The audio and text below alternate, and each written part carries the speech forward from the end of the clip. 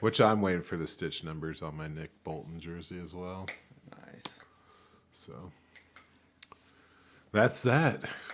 When you win $500 in the Super Bowl, you buy a jersey and pay your fantasy dues and buy a new motor for your table saw. Life goes on. Wow, dude. That's dope. Hashtag dad life, y'all. That's a balanced approach, I think. Sports apparel, something for the garage, and pay a future due. That's responsible.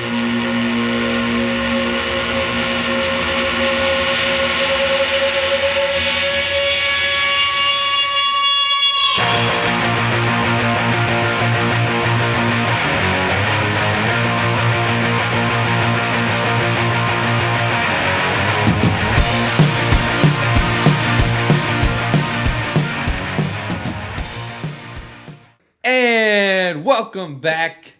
Welcome back. We are Rough Draft Research. You are the audience. Together we are on a mission of dynasty domination. One daydream at a time. Gurus, how y'all doing? Oh, fresh as Good. fuck. Sunday It's morning, WrestleMania man. weekend. What are you It's going to hard. do? The Saturday night card was either as good as I wanted it to be or really bad. We'll find out. You already know. It's Sunday. Yeah, I know. No spoilers. But I'm not going to spoil it. You got to go watch it. Oh, gosh. I'm not going to ruin it for everybody. Yeah, it's National Championship weekend. I'm wearing my commemorative 2020 when the right team won. Rock Chalk. Yeah, almost camping in Kansas this year. Darn. Oh, you mean what? Kansas? You got to say Kansas now Oh, gotcha. because we lost to Arkansas. Arkansas. You know, those hog lickers. That's, yeah, Razorbacks, whatever. Wrong sport. Anyway, we're here with our Rookie Madness bracket. Ooh. And we're here to talk. We're here to get blue, to get into the blues. We're going to get the blues. That's why they call it the blues. Yeah. Deacon Blues. Oh, God. Oh, God. Steely Dan. I don't know. Boom. There it is. Get on the YouTube. Check out the bracket. All right. Well, now that you've introduced the visual, let's give us a little bit of a soft applause for the losers in round one. We had Marvin Mims. He didn't make it. We had Keyshawn Butte. Didn't make it. Eric Gray. Sorry, pal. Sam Laporta. Get gone. Aiden O'Connell. Nice try, pal. Keaton Mitchell. I was really pulling for you. And a couple of bye weeks, going to need to do some more work in the off season before they come at us like that. Need to do more work on their bye week.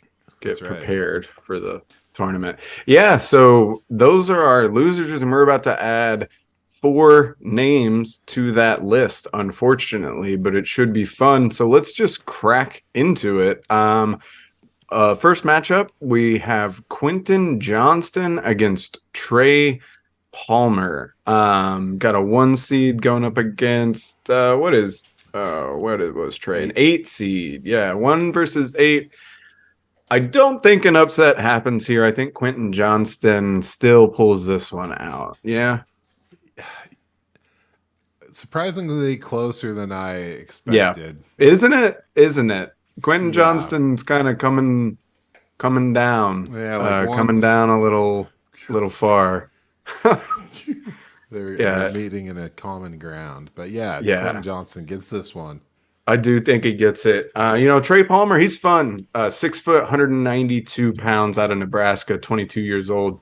Speed for days, blazing speed, 4.33 on the 40. That's 98th percentile for that score. It puts him in the 88th percentile for the total speed score. 111 targets last season, 71 receptions, 1,000 yards, 14.7 yards per carry, and 9 touchdowns. He's kind of a one-trick pony, to be honest. He's really just a deep threat. 507 yards were his total for this season. That put him 10th in the nation. He's got a really good speed and size combination, especially in this draft class, as we keep talking about constantly throughout. A lot of smaller guys in this class, so now he's combining that elite deep speed with a little bit more size than these other guys have, at least in terms of height. There are some negatives though. He's not like the perfect product yet. Only 1 year of production, and he had to transfer from LSU to Nebraska. Before he transferred, his career high was 344 yards. Not great. Also, 18 drops in 2022. 18? That's a drop rate of almost 12%. Yikes. 11.9%. You're dropping the ball 1 out of every 10 times it's thrown to you, basically, and that's not good. And not only that, he was 13 of 33 on contested catches throughout college. So dropping the ball all the time, and if somebody's there messing him up, it's not happening. The route running skills, not a lot there. Not a lot there. It's really just burning people and kind of burying them with that speed. To be honest, Trey Palmer kind of skirted through the last round because I'm a bit of a sizist. I know Dan was definitely on the Mim side, and it was really, really close anyway. Yes. Palmer's a deep threat that has size, and that's like what sets him apart from the rest of the players in this class. I think it's what's going to set them apart in the NFL draft. I really think teams are going to buy on it.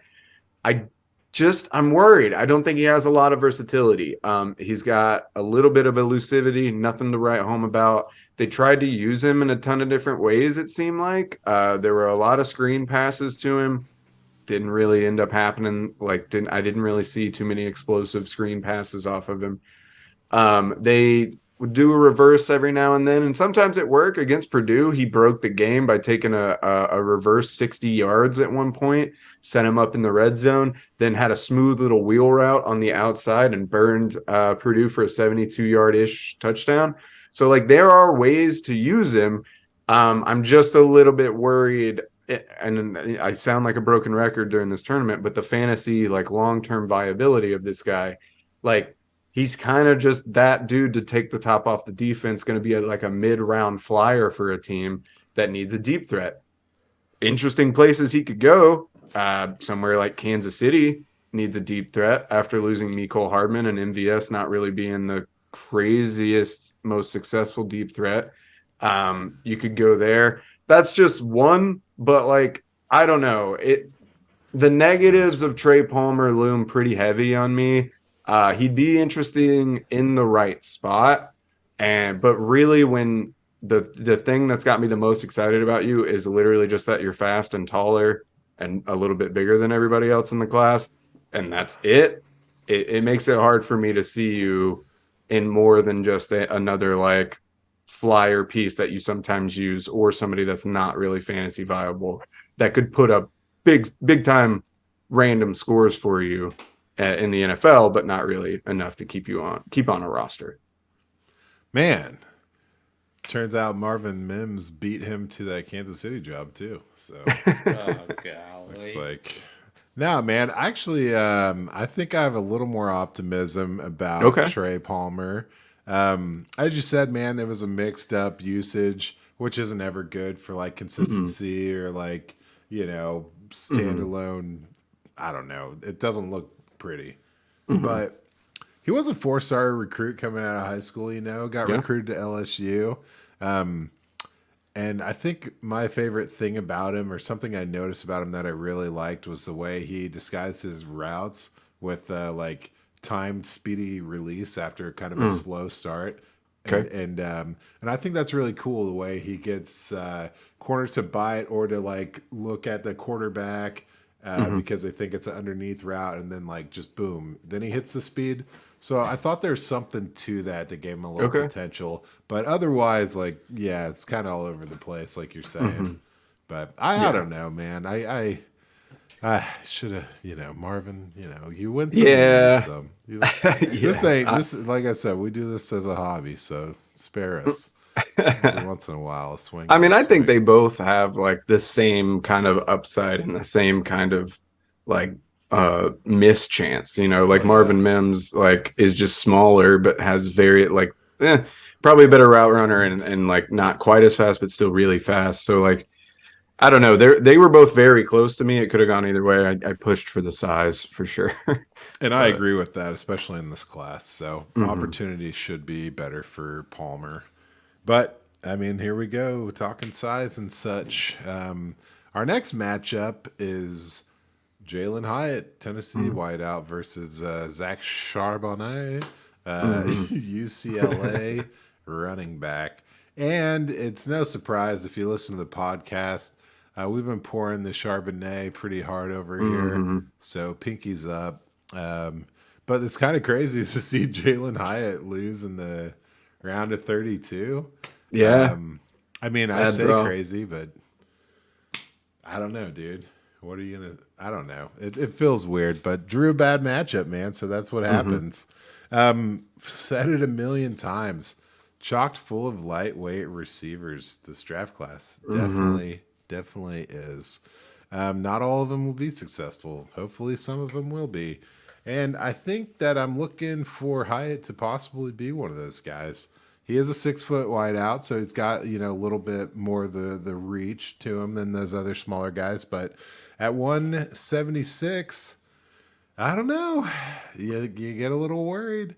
But then you say to me, hey, rookie of the year, Garrett Wilson, 7 pounds lighter than him. Well, a few inches shorter than Jamison Williams. Slightly taller than Darnell Mooney. All these guys having comparable 40 times in the 4.4 range, aka 90th percentile plus. I'll give him a shot. You know what I mean? But Hyatt, he's blowing these guys away with the measurables, right? 97th percentile burst score with the 40-inch vert and 135-inch broad jump, which is tied for 5th best over the past 5 years. So you got to give him a little bit of a bump, a little bit of optimism. He doesn't run routes like any of those other guys, so obviously that's going to be part of it. But so we're looking at this guy. He's coming out of Tennessee. That team led the SEC in yards per game, and Hyatt was crowned the conference leader in receiving yards last year. So that's 1,267 yards on 67 catches, which is a pretty sweet average of 18.9 yards. So you gotta love that. Disgusting. 91 targets will get you to a 73.5% catch rate. So that's good enough to be the Biletnikoff Award winner. So good job, man. It's a prestigious title, but I do have to do a little bit of a caveat. That is the lowest production for a Biletnikoff winner since Michael Crabtree in 2008, and the third lowest since the award became into existence in 1994.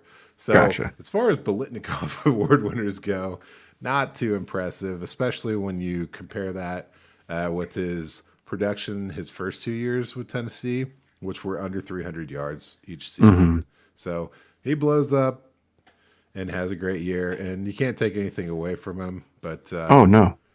If you look at Cedric Tillman, who was leading that team the previous year, who was out in injury, maybe you can take something. But this is how the reality shook out our current time loop, and so I'm going to stick with it. Yeah, man. The tape is sick for him, man. Mr. Vertical is what I'm calling him. He's a streaker. He wins. He gets wide open down the field. He uses that 4.4 speed. And he threatens corners by manipulating space, man. The way he wins and gets so wide open is he has a style, and it's like a push in and pull away, where he makes like a quick jab step, and as the cornerback reacts to it, he takes that hesitation moment to just spring loose and get wide open downfield. So it's pretty impressive. A lot of times he had a lot of space at the line of scrimmage just because the guys didn't want to get beat deep by him. So that gave him another edge over the competition. So I don't know, man. He just, his highlights were like unreal. Like he was never covered. And, and so you're like, how does this translate to the next level? I don't know, but he also did pretty well in the slant game, but it's just him twisting up guys constantly. It's crazy. But like I said, the routes aren't great, right? He's just kind of a deep guy. I'm sure he can do that. I don't know if he can beat more physical coverage at the next level, but it's just really fun to watch him play. And I know he's going to get another shot at the next level to continue on this kind of banger year that he had. I don't know, man. I just don't know. it's a slot receiver game for him as well. It's just what do you think? How many slot openings are there in the NFL?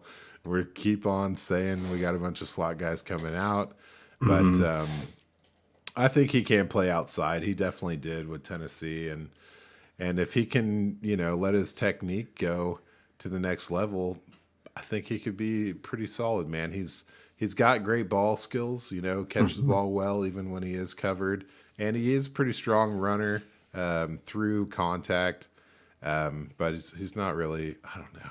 I just don't know, man. I got to see him play some kind of number one corner in the NFL, because what I've seen just watching Hendon Hooker and Cedric Tillman and Jalin Hyatt is like that Tennessee offense. The system is just unreal, and I just don't know how to forecast based off of it for any of these guys. But I know this guy's fast. He's got the burst, and he's got the swagger. So I think he's going to definitely have an opportunity to kick ass at the next level, but not in the Sweet 16. He will not have an opportunity to kick ass in the Sweet 16. No, he will not. Yeah, I'm with you. I mean, like, he's kind of a one-trick pony, but I mean, if you're going to be a one-trick pony, at least have a trick that's awesome, which he does. Just like you're saying, like, the highlights are incredible. So, like, he's constantly burning people on that slot. It's kind of all he did, really. But, like, hey, man, 1,200 yards off doing that. And obviously he did more than that, but, just being hyper, whatever. But I'm with you. I think he finds a role. I do think he slides out of the first round and is more like a second round pick that a team like wants to develop into a player that they use, instead of this guy that like is projected at the projections of him going at like 15 to the Packers is like insane to me.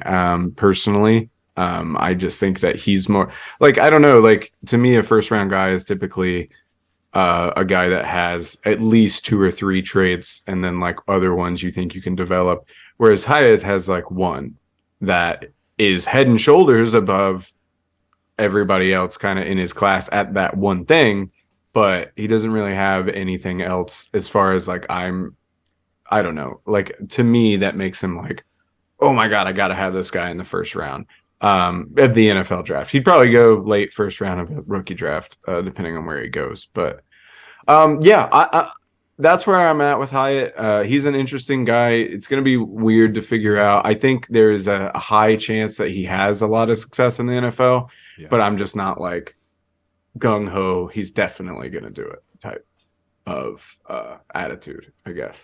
Yeah, people are going to be feisty when he's going to be fighting to be like the 5th best, like the 5th top wide receiver or whatever. So anyway, that's fair. All right, so let's move on. We have a big running back matchup now. We've got Tyjae Spears out of Tulane against Kendre Miller out of TCU. Both guys who I am pretty infatuated with. This was really, really hard for me. Really, really close. I don't think you really are going to go wrong with either of these guys. But I did end up going Spears in the end. I went Spears over Miller. How are we feeling? Surprised. I agree. It was hard, man. Mm-hmm. It's really tough. That was a good one, but I think Spears has it, man. You got to give it to him. I really think it's razor thin. You're splitting hairs with these two guys, but let's get into Kendre Miller. 5'11", 215 pounds out of TCU, like I said, almost 21 years old, 20.8. 224 carries for 1,399 yards, 6.2 per carry, 17 touchdowns. That's a big old season. Elite production, 1,500 all-purpose yards, and then obviously the 17 touchdowns. Talked about Miller quite a bit this season. He's one of the guys I like a lot. Has really, really good patience, allows his blocking to kind of open up for him, has really good vision to find the holes and then just burst through them. And he has the balance to just be able to not really get messed with. Tons of times you'll see him just take off down the sideline and somebody will try and chop him down, and he like will catch himself going and like get 10, 12 more yards before somebody else catches back up and takes him down. On that note, yards after contact this past season, 816. That's 3.6 per carry. Yards after contact per carry. I mean, Yikes. 70 forced tackles this past season. Incredibly smooth. The way he bends and the way he moves is so fun to watch. He's so like flexible. Like when he cuts, it's almost like he goes like 45 degrees and like just moves his whole body the other way and loses like zero fucking speed when he does it too. It's like he just bounces and just goes, and it's really really really fun to watch. Doesn't have a huge amount of negatives to me, but he does have few. He The opposite of patience is that being overly patient where you get caught dancing around waiting on a big play. That can happen to him sometimes, not as much as other guys in this class, so it's not like a huge worry to me for him, but it is there. Not a ton of use in the passing game. I'd like to see more. 116 yards isn't terrible on 16 catches, but I'd like to see a little bit more out of him. He didn't look bad in the receiving game. It's not like he's dropping balls everywhere or anything like that. And I feel like sometimes he plays like he's 205 pounds instead of that he's 215. He could use that size a little more. He could put his head down a little more, get 3 yards instead of 0. You know what I mean? Mm-hmm. But the production level was insane this year. And I just want to put it in perspective. From weeks 3 to 10, he only had 1 week that he had less than 100 yards. So 7-game stretch, 1 game he didn't have 100 yards. It was like 89 yards. Only 2, including that game he had 89 yards, was he less than 120 yards. So 5 games over 120 yards in a 7-game stretch. Pretty fucking incredible if you ask me. And then he scored a touchdown in every game this season, a rushing touchdown in every game except their last game against Michigan in the playoffs. Literally, which is just insane levels of consistent production. You're talking basically 100 yards every game, basically a touchdown every game. That's 16 points in every single fantasy league. Like if he can do that in the NFL, this dude should be near the top of the draft. Again, I mentioned it earlier. I love that he just doesn't seem to lose speed when he cuts or bounces. And I don't know if that goes into the flexibility at which he can move his body, but like much like his counterpart, Tyjae Spears, in this tournament matchup, the start and stop ability makes Kendre Miller like really, really dangerous. I think he truly can be a workhorse running back in the NFL. I think his combination of vision, burst, and balance makes him a home run threat pretty much every single time he touches the ball. And his age makes him super interesting to me as well. Like Kendre Miller is a guy that a team with a superstar older running back could take Kendre right now in the mid rounds, sit on him for a year or two, and then he's still 22, 23 when he starts to be your starting running back. You get like 5-6 years of hopefully elite level production out of him. I'm really intrigued to see where Miller goes. I know I didn't really have a lot of negatives because I still love the guy. I just happen to love Spears a little bit more. But it would be hard for me to argue with you if you chose Miller over Spears, if you're watching this podcast or listening at home. Which we welcome you to disagree with us. Absolutely. This is an easy opportunity to do that. But man, I can't tell you how excited I am to see where these guys end up landing. It's going to really fill in all those blanks. But I like Miller as well, man. He struck me as like a super determined runner that had the power through contact. And I just, with him, I wonder if like the balance of skills he has is kind of like hampering his hype level by not having like a standalone electric trait to latch onto. But either way, definitely that production's unreal. A ton of touchdowns and kind of a cool story with the whole TCU run anyway. So yeah, if you enjoyed that, then you're going to love this next matchup, my friends. It's going to be the best one yet. No, it's number 2, Anthony Richardson, right? Quarterback, Florida, against Michael Mayer, who is the tight end out of Notre Dame, your number 7th ranked player in the blue bracket. And he takes the L. He's losing to Anthony Richardson. I don't know. Are people still calling him AK-15 or so I don't know. AR-15? Probably There you go, that's AR-15. the I would one. assume so. Jeez. All right. I don't know. I see it. Maybe not Kamara after the on the line. news. Yeah, I do have Kamara on the news, on the mind. Jesus.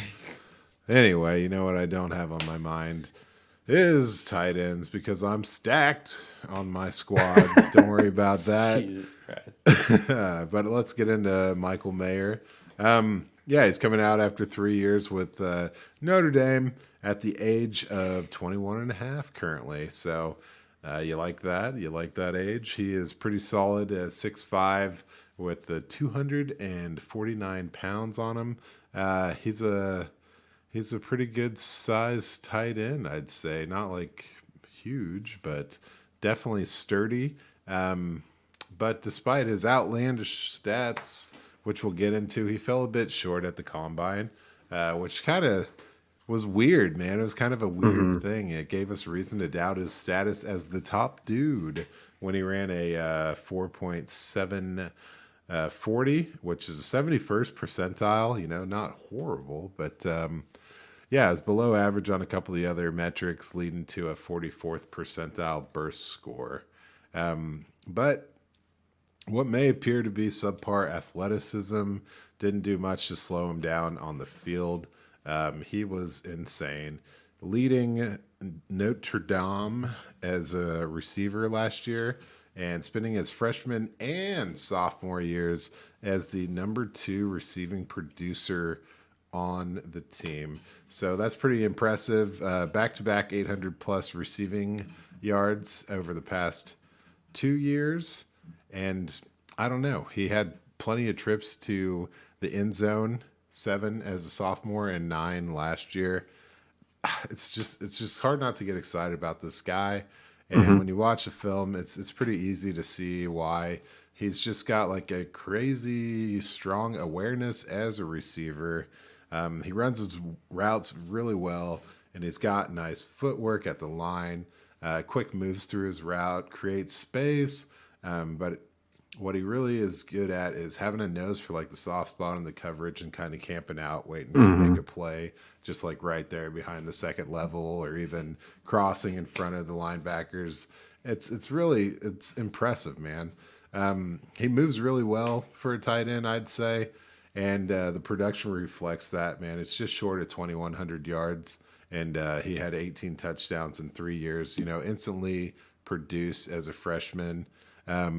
But the catch rate last year was only 65%, which kind of makes you a little skeptical, but there were only 4 drops. So, you know, you can't really blame him for some of those misses. But he played outside, played in line, played in the slot. Man, he's great with the size mismatches. It's just like that textbook thing, you know, too fast for a linebacker, you know, too big for a cornerback. Just finds a way to leverage himself in whatever situation it is. And I think that really sums up his ability, man. He's kind of like a textbook tight end. Like he's what you would design to be a tight end if you were, you know, picking one just straight out of the traits. And it's kind of crazy because he was so successful as a receiver that he could almost be a pure catcher based on his ball skills. But his blocking was extremely sound. You know, he squares up, he holds blocks well downfield, like in the run game blocking, and he's definitely a hardworking player. So it's kind of crazy that he's being talked about as not being the top drafted tight end out of this class. I think we're kind of overthinking it. I know some guys are really explosive and they put up the stats and they put up the combine numbers and it was electric, but man, this guy seems like a no-brainer to just be like the next great tight end in the NFL. So I don't know if I said anything bad about him, but I didn't see anything bad about him. No, Except for it's hard.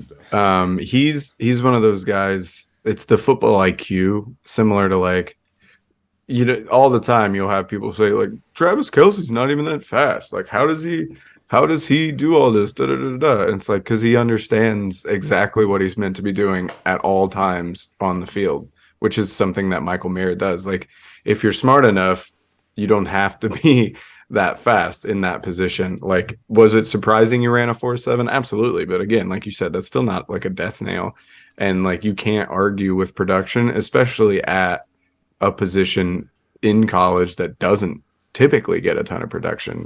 Like they can. Obviously, there are tight ends that blow up.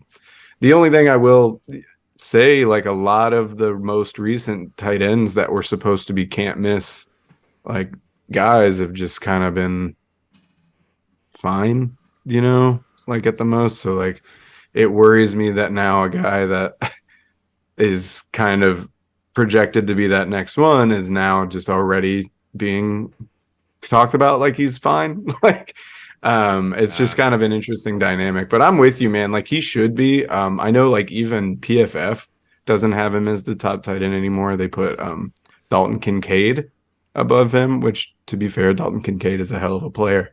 But I'm with you though. I think it's been overthought about a little bit. I still think Mayer makes it in the first round of the NFL draft and should be in the end of the first round or like early second round, depending on what kind of roster structure you have in a dynasty league. But I think he's going to be good and productive for sure.